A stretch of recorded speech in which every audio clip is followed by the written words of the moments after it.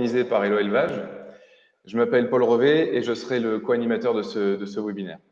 Le but de ce dernier est de vous apporter des informations importantes et constructives issues de nombreuses recherches et appuyées par de nombreux scientifiques et techniciens agricoles.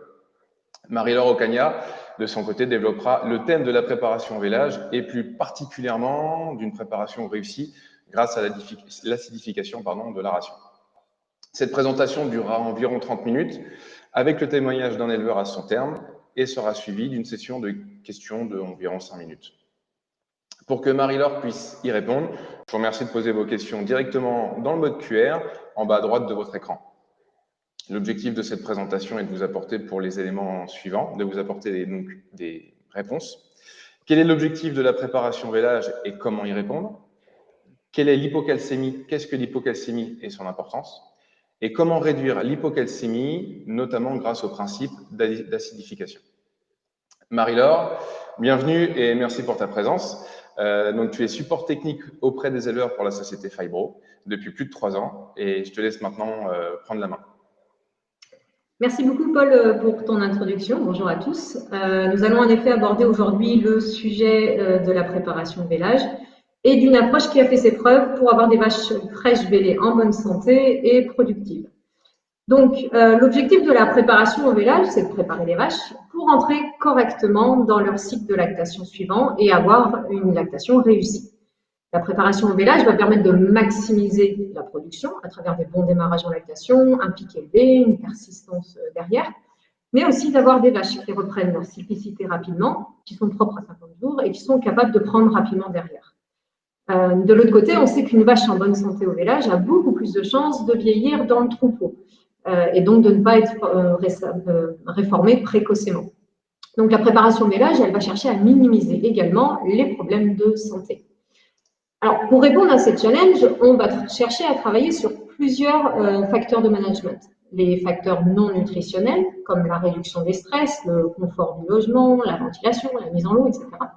Et les facteurs nutritionnels, où on va faire attention à optimiser l'ingestion après vélage, en gardant l'ingestion avant vélage à son maximum. On va aussi regarder à gérer l'énergie avec ce qu'on appelle des rations à basse énergie.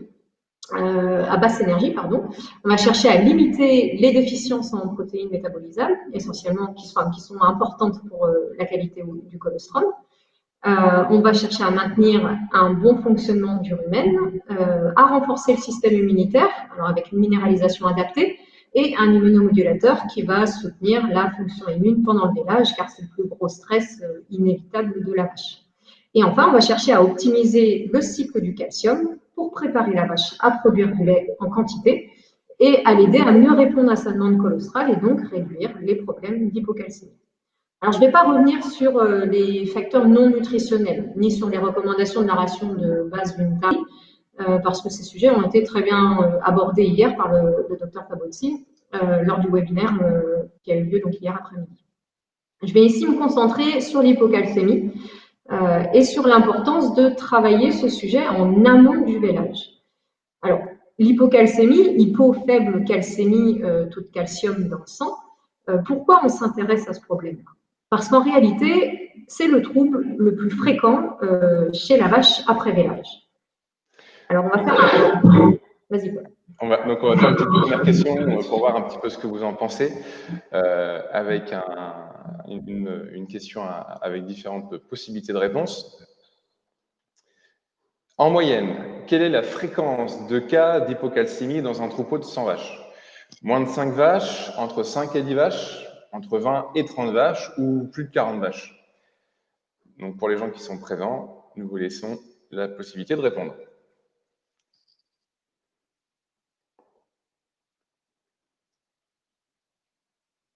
On peut clôturer le sondage.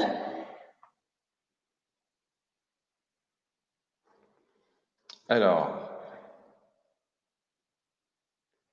les réponses sont... Ah ben, on a pour tout entre 5 et 10 vaches. Ouais, c'est assez bien réparti, entre 5 et 10 vaches, entre 20 et 30 vaches, et on a 8 personnes sur 47 à plus de 40. Et en effet, la bonne réponse, c'était plus de 40, avec 40% des vaches qui sont en hypocalcémie sur un troupeau de 100 vaches.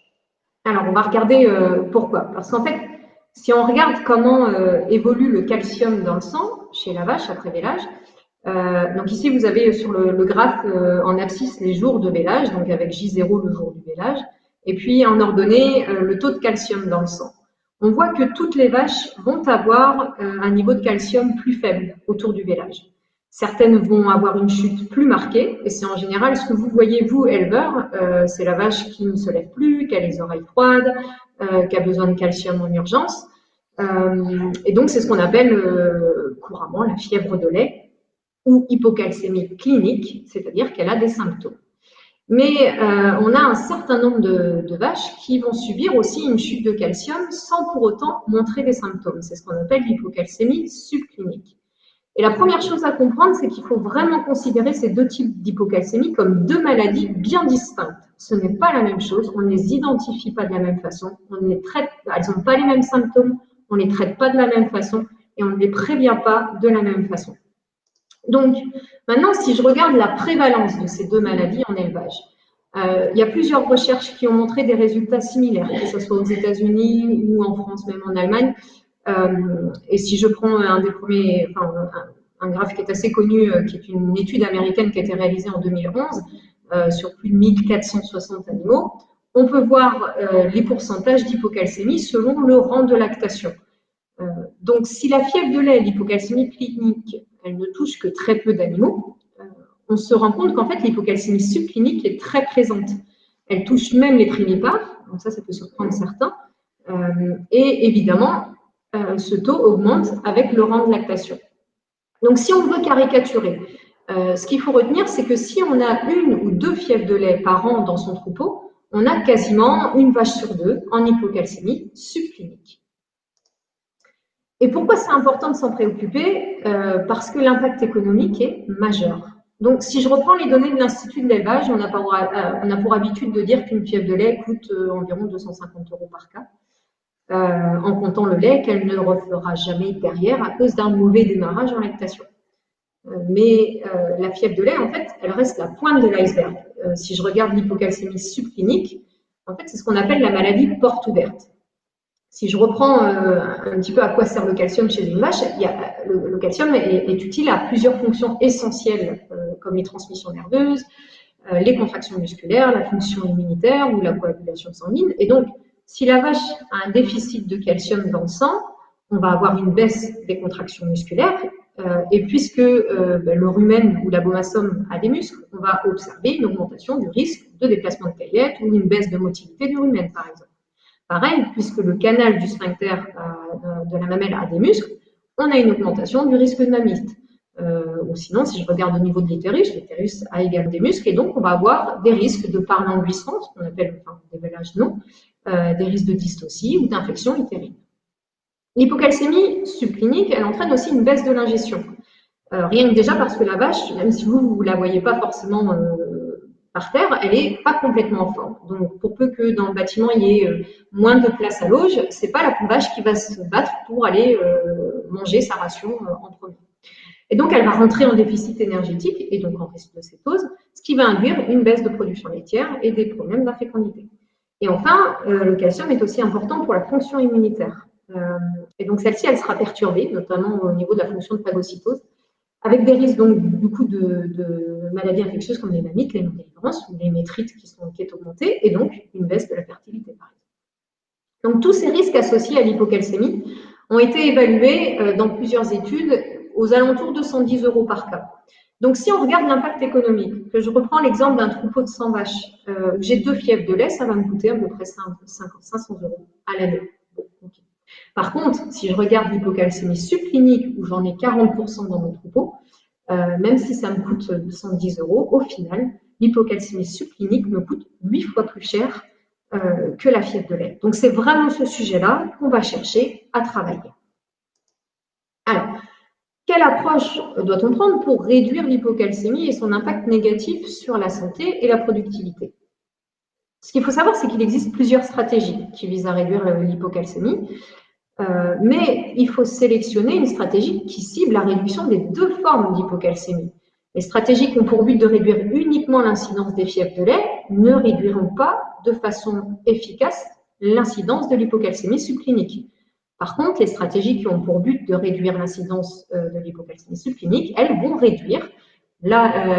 résulteront en la réduction de l'hypocalcémie clinique. Donc déjà, on va chercher à travailler les deux formes. Ensuite, aujourd'hui, la stratégie qui fait le plus de consensus chez les chercheurs et les scientifiques à travers le monde est la stratégie de l'acidification de la ration 3 semaines avant vélage, et donc qui fait intervenir le principe de la BACA. Donc l'acidification, ça signifie qu'on va introduire dans la ration plus d'éléments négatifs, comme des chlorures et des soufres, qui vont venir acidifier la ration. Si bien que la différence entre les éléments positifs, comme le sodium et le potassium, et négatifs, comme le chlorure et le soufre dans la ration, donc ce qu'on appelle la BACA, va devenir inférieure à 0, et donc négative. Donc on aura une ration à moins 10 ou à moins 100 milli-équivalents par kilo de matière sèche, qui est l'unité de mesure de la BACA. Et qu'est-ce qui se passe en fait quand on a une ration négative, une ration à BACA négative? La consommation de cette ration acidifiée va mettre la vache dans un état d'acidose métabolique, qui n'a rien à voir avec l'acidose ruminale, puisqu'on est au niveau du sang. En fait, cela va se traduire par une légère baisse du pH sanguin et une baisse significative de son pH urinaire, jusqu'à 5,5,6 au maximum. Alors, la réduction significative du pH urinaire va entraîner de façon indirecte une excrétion de calcium dans les urines. Et de l'autre côté, la légère réduction du pH sanguin va résulter en une augmentation de la sensibilité des tissus à la PTH. Alors, la PTH, c'est l'hormone qui stimule la résorption osseuse, donc le fait de déstocker du calcium des os dans le sang. Et la PTH, c'est aussi l'hormone qui stimule les reins à produire en plus grande quantité la forme active de la vitamine D. Et cette forme active de la vitamine D, c'est celle qui stimule l'absorption intestinale du calcium. D'accord ? C'est le passager, c'est celui qui transporte le calcium de l'intestin vers le sang. Donc, d'un côté, en fait, en bougeant les pH urinaires, on a une fuite de calcium dans les urines, et de l'autre, on a le mécanisme de libération du calcium par les os et le mécanisme d'absorption du calcium dans l'intestin qui est également mis en route. Et donc, tout ça va contribuer au lancement du cycle du calcium. Alors, du coup, si je veux résumer tout ça en un petit schéma, si on a un régime à BACA positive, ce qu'on trouve dans 99% des élevages en France, les pH urinaires sont comme ceux d'une vache en lactation, donc supérieurs à 8, et on trouve à peu près 1 gramme de calcium excrété dans les urines. Maintenant, quand on a un régime en acidification totale, le pH urinaire descend en dessous de 6, et on va trouver plus de 8 grammes de calcium excrété dans les urines, donc ce qui lance donc le cycle du calcium. Alors, tant que la vache est tarie, le calcium va partir dans les urines. Le jour où elle vèle, ce calcium va partir directement dans la demande colostrale et la synthèse du lait. Donc, au lieu de partir de 0, en fait, la vache a déjà fait un bout de la course avant le vélage et elle est donc plus préparée à se lancer dans sa lactation. Se pose maintenant la question de comment mettre en place une ration à BACA négative. Donc, déjà, en premier lieu, puisqu'on va chercher à avoir une BACA négative, on va limiter toutes les sources d'ions positifs. On avait dit le sodium, le potassium, donc c'est notamment le niveau de potasse dans la ration qui est très important parce qu'il remonte très fortement la BACA. Donc, on va choisir des fourrages qui sont pauvres en potassium, comme par exemple la paille ou le maïs. Alors, si je vous donne à titre d'exemple, une paille en moyenne, en tout cas dans les abacs de l'INRA, a une moyenne de 70 milli-équivalents par kilo de matière sèche en moyenne. Le foin, lui, est à plus de 200. Pareil, l'herbe pâturée ou l'ensilage d'herbe sont supérieurs à 400 milli-équivalents par kilo de matière sèche, alors que le maïs est à 130. Donc, déjà, je ne dis pas qu'ils sont complètement à proscrire dans les rations vaches taries, mais il faut savoir que si on part de plus haut, il va falloir contrebalancer d'autant plus pour avoir une ration à BACA négative. Donc, l'idéal, c'est quand même d'avoir des fourrages à faible BACA. Et parce que moins on en met, et moins on a d'acidifiants à mettre derrière pour atteindre 0 et en dessous. Ensuite, le raisonnement est le même pour la matière protéique. Et puis ensuite, on va rajouter l'acidifiant en quantité suffisante pour diminuer le niveau de BACA jusqu'à l'objectif souhaité. Alors attention, cet acidifiant doit être spécifiquement formulé pour son appétence, avec une cuisson particulière par exemple, parce que les chlorures et les soufres sont particulièrement inappétants pour la vache. Donc il ne faut pas oublier que le nerf de la guerre, c'est de conserver l'ingestion avant vélage, pour la stimuler après vélage. Donc l'acidification de la ration ne doit surtout pas se faire au détriment de l'appétence de la ration. Et donc l'acidifiant doit être appétant et concentré. Il vaut mieux pas en mettre plutôt que d'avoir une ration qui au final va complètement limiter l'ingestion parce qu'elle n'est pas appétante. Et petite précision également par rapport à la paille, il faut aussi veiller à la longueur de coupe. C'est pas juste mettre la balle à peine ouverte devant le râtelier. Ça, c'est le meilleur moyen pour que la vache ne la consomme pas. Donc, l'idéal, c'est de l'avoir courte, très courte, aux alentours de entre 2 et 4 cm maximum. Pourquoi? Parce qu'en fait, il y a beaucoup d'études qui montrent que plus on va avoir une paille courte, meilleure l'ingestion sera, meilleur le mélange sera aussi en termes d'homogénéité, on aura moins de tri et donc on aura des résultats aussi plus homogènes. Donc maintenant, on se pose la question de la dose, de l'acidifiant. Jusqu'où je descends en BACA et pour quels objectifs? Alors, avant de répondre à cette question, je me dis qu'on peut peut-être essayer de voir quelles sont les pratiques des éleveurs actuellement. Donc, on a une petite question par rapport à ça. Pour ceux qui font une ration de prépa-vélage, quel est le niveau de BACA de votre ration? Est-ce qu'elle est supérieure à 100 000 équivalents par kilo de matière sèche? Est-ce qu'elle est entre 0 et 100, entre 0 et moins 100? Ou alors, vous n'en avez absolument aucune idée. Donc, vous pouvez répondre à ce deuxième sondage. Et on répondra aux questions qu'on voit apparaître au fur et à mesure tout à l'heure.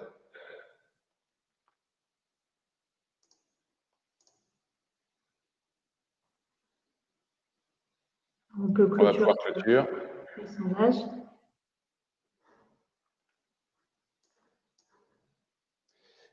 Alors,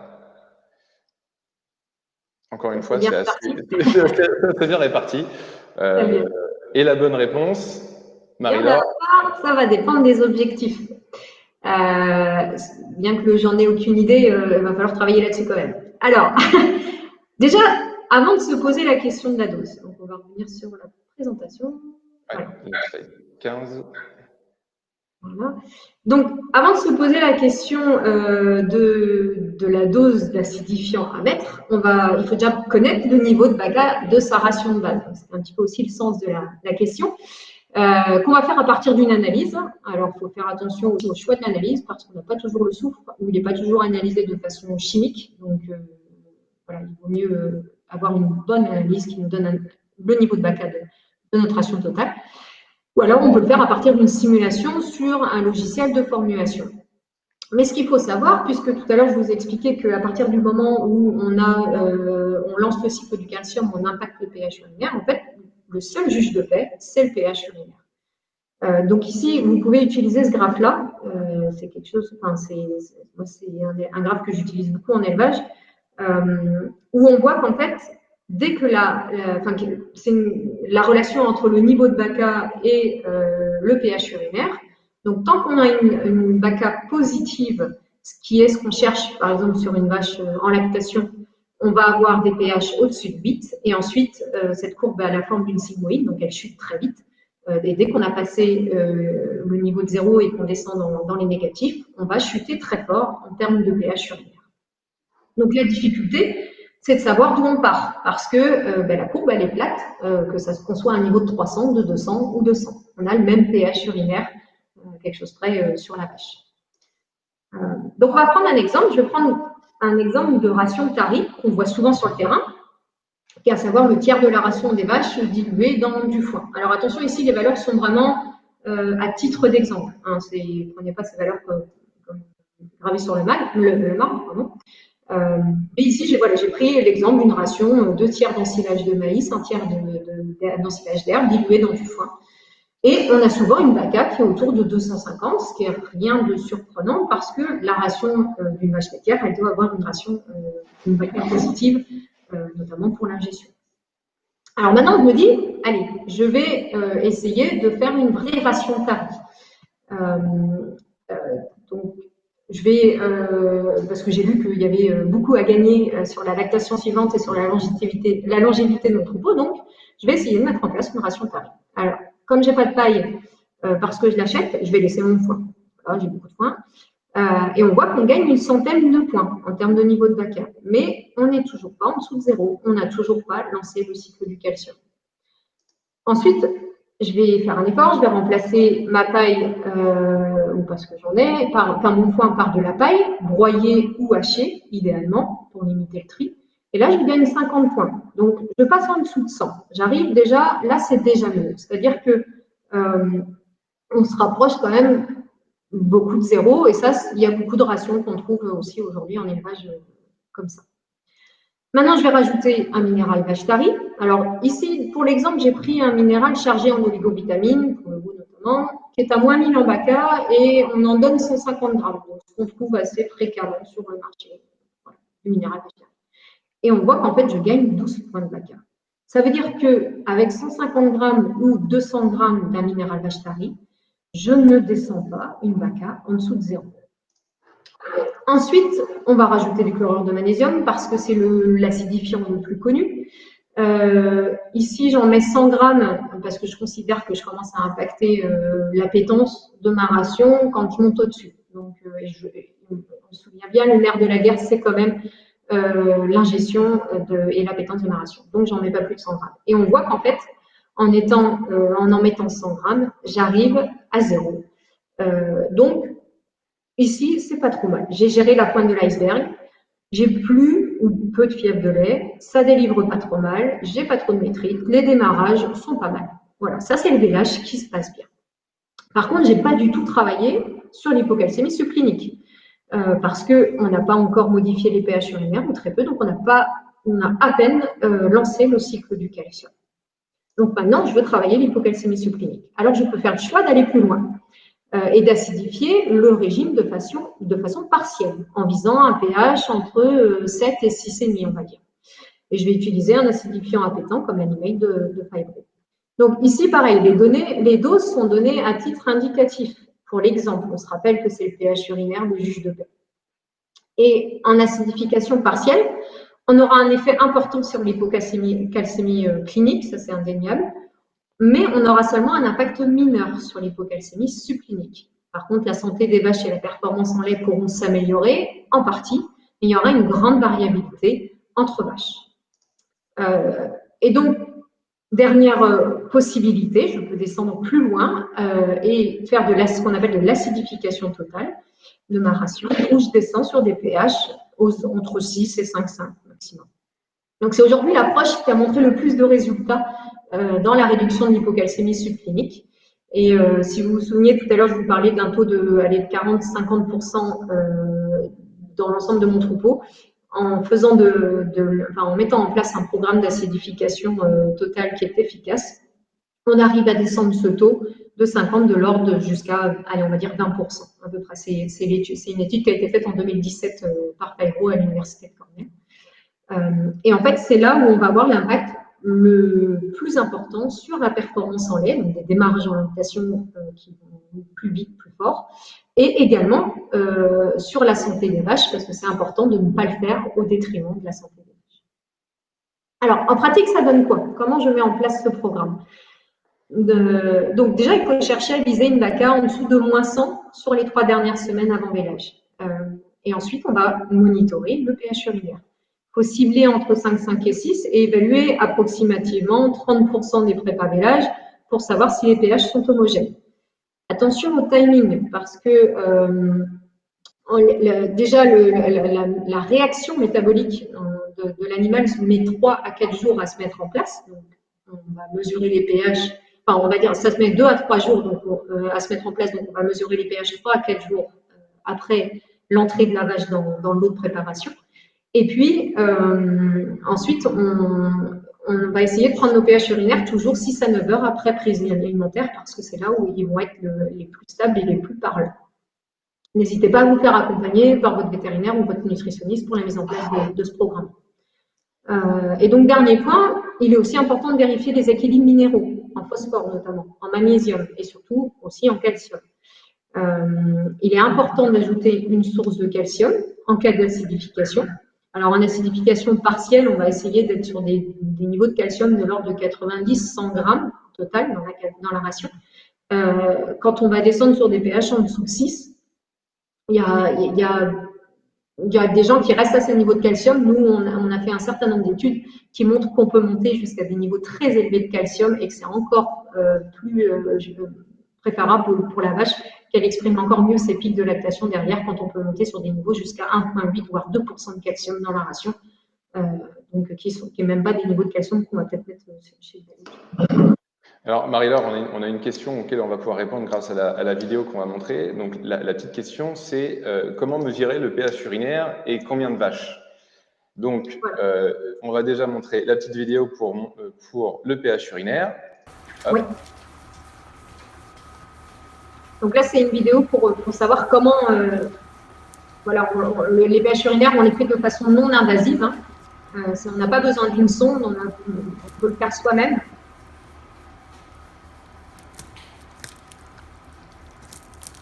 Il suffit donc de stimuler la vache. Par contre, on attend d'avoir... enfin, les premières mictions ne suffisent pas. Et ensuite...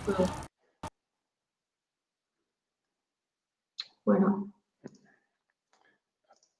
Et ensuite, sur le nombre de vaches, en général, voilà, je ne sais pas si vous avez peut-être 10 vaches en préparation dans votre lot de prépa, enfin, les close-up.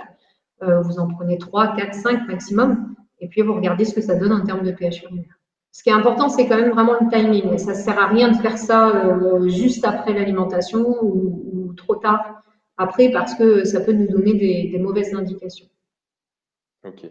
Bah, écoute, merci Marie-Laure pour cette présentation et toutes tes explications. Ce que je vous propose maintenant, c'est de découvrir le partage d'expérience de Monsieur Olivier Duguec de la Chétussière qui va nous expliquer comment il a mis justement en place le programme d'acidification et quelles sont ses premières observations sur ce programme.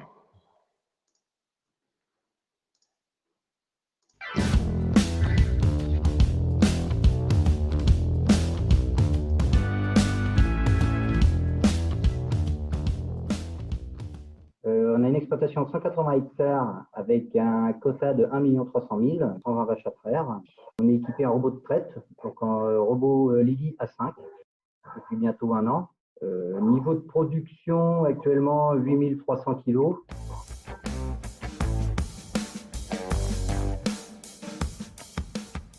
Finalement, quand on a mis en place les robots de traite, on s'est aperçu qu'on a détecté des problèmes finalement sur le cheptel. Contrairement aux multipares qui, elles, ont une bonne production, au niveau des génisses, on oscille entre 25 et 27 kg de lait. Donc, il y a un petit souci de démarrage en lactation au niveau des primipares. On avait des problèmes de non-délivrance sur nos génisses et aussi sur les vaches. Pour les fièvres de lait, ça va. On ne va pas dire qu'on était vraiment embêtés. On a détecté des problèmes d'hypocalcémie subclinique au niveau du cheptel. Donc, moi, j'ai le veto qui suit l'exploitation. Donc, on s'est aperçu de tous ces problèmes-là. Donc, on a commencé à s'interroger et à savoir pourquoi. Et finalement, le point de départ, c'est bien un petit souci de préparation vélage.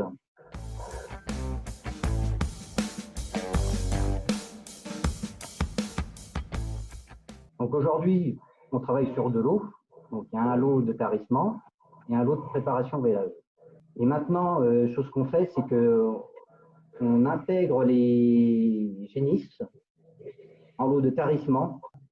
3 semaines avant le vélage, on les met en préparation vélage. On fait une ration commune pour tout le monde, une ration vache tarie. Dans la ration tarie, on met de la paille de blé à hauteur de 4,5 kg par VL, par l'an brut. Moi, c'est ce que je mets dans ma mélangeuse. En brut, on met 4,5 kg. Maïs en silage, on met 20 kg. Surtout de colza, on est à 2 kg. Et sinon, le magnéphose, ça c'est le minéral que j'utilise, et on met 120 grammes.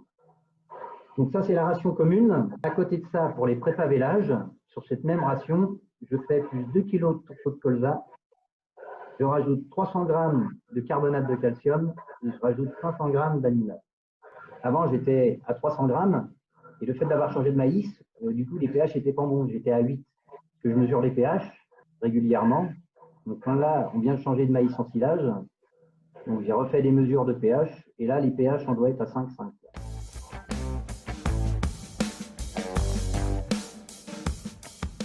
Et ça, c'est hyper important. Hein.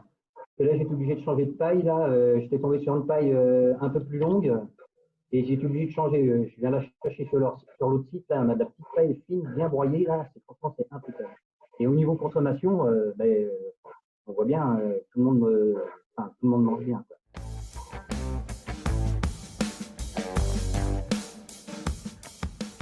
Je ne vais pas dire que c'est une contrainte. Ça se fait tellement rapidement.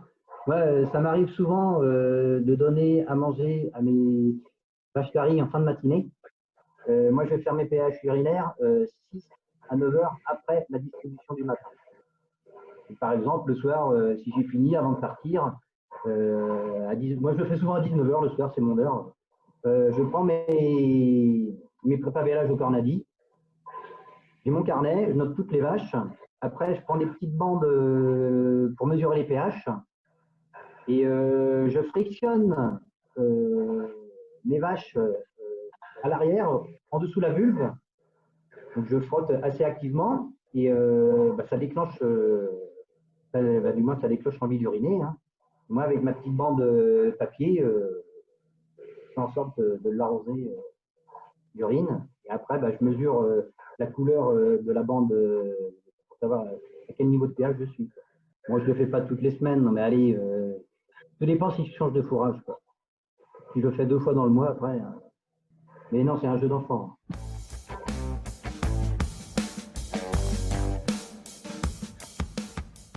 Donc, on sent qu'on a des animaux qui sont dynamiques et qui ont vraiment envie de. Qui ont faim, quoi. Hein.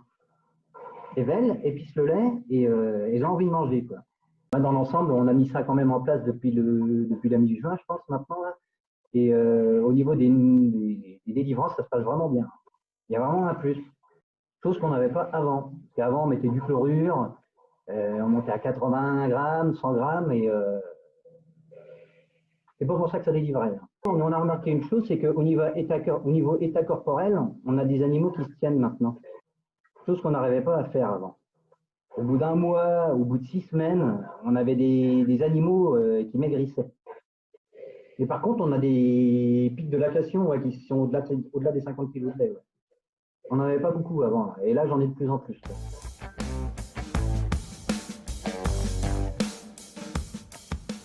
Depuis qu'on fait comme ça, moi j'ai vu mes génisses se transformer. C'est-à-dire qu'on a des bêtes aujourd'hui qui arrivent avec un bon état corporel, avec des bons démarrages en lactation. Et ce qui fait qu'aujourd'hui, on a des génisses qui démarrent en lactation et elles se tiennent entre 38, allez, on va donner une fourchette, on va dire qu'on se tient entre 35 et 40 kg de lait sur des génisses à partir de 5 semaines. Et au bout de 15 jours, on est déjà à 34 kg de lait.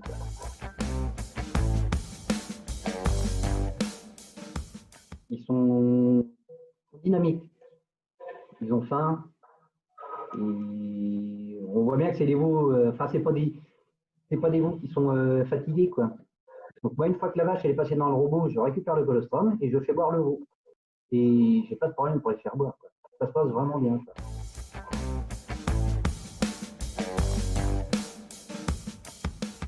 Le programme me donne entière satisfaction.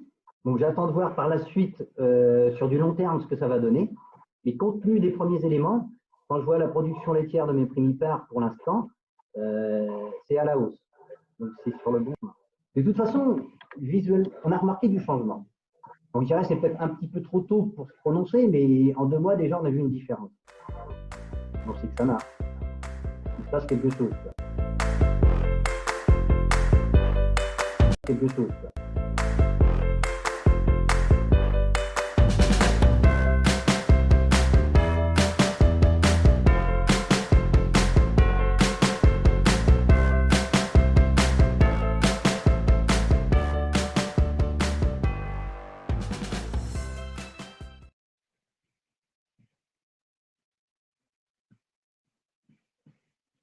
Ton micro.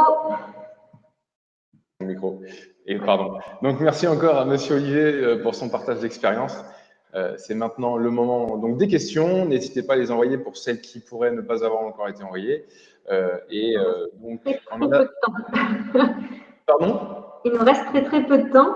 Ouais, alors dans celles qui sont en QR, on va essayer d'en sélectionner des intéressantes. Tiens, par exemple, en élevage, on constate des pH inférieurs à 7,5 avec des rations paille plus colza plus UM contenant uniquement 80 à 100 grammes de chlorure de magnésium. Comment tu l'expliques, toi? Alors, en fait, on le trouve effectivement parce que c'est notamment le niveau de potasse de la paille et dans une moindre mesure du maïs qui peut faire varier les choses. Mais on trouve des pailles avec très peu de potasse ou des maïs aussi.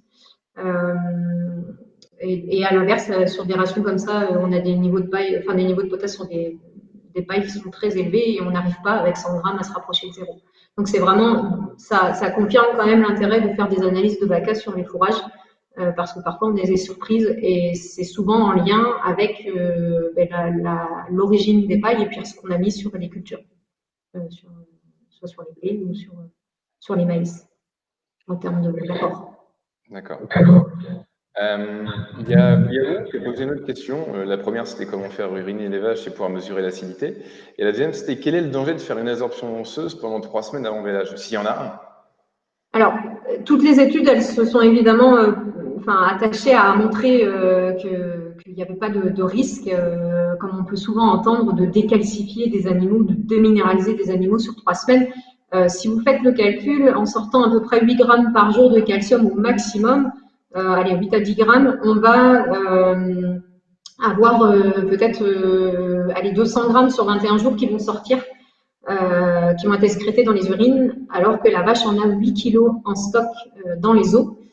Et en plus, comme on en apporte dans la ration aussi, on va augmenter les absorptions intestinales et donc elle va aussi en trouver dans son intestin.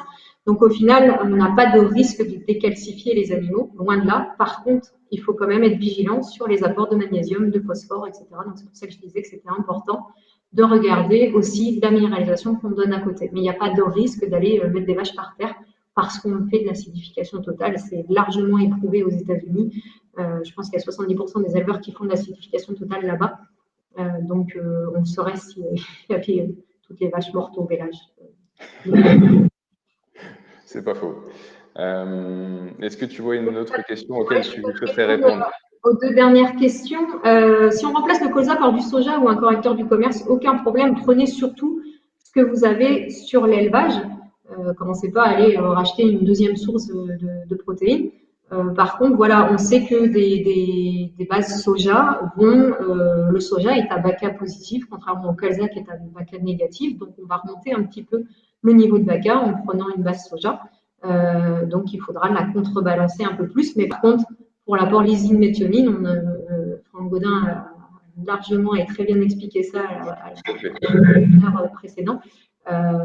L'idéal, ça serait peut-être un 50-50, donc un aliment du commerce pourrait aussi parfaitement aller dans ce sens. Et je vais répondre à la dernière question et après on va terminer sur le lien entre acidification et qualité des colostrum. Aujourd'hui, il n'y a pas d'études, alors il y a quand même un certain nombre d'études qui ont regardé ça également.